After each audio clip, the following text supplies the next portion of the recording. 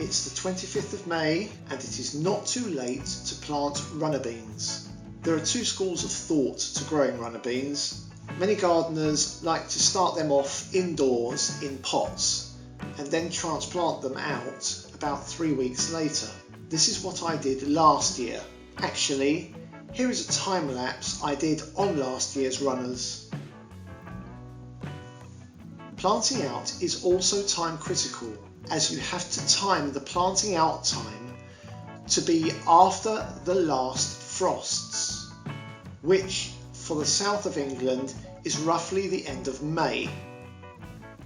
This means you should start them off in pots indoors in roughly week 2 of May. Any sooner and they'll be very leggy when you're planting them out, and you may be tempted to plant them out too early and risk subjecting them to frost and damage. This happened to me last year, and you can see in the last 2 frames of the time lapse the plants got very leggy and collapsed. The second way to go is to plant the beans straight into the ground outdoors. This year it has been a particularly good spring, and I planted beans in week 1 of May. Here you can see their progress. I'm also planting additional rounds as I have a lot of spare beans, so this will be bonus produce. Simply prod a hole about 3 to 5 centimeters deep with your finger or with a stick. Drop in a bean and cover.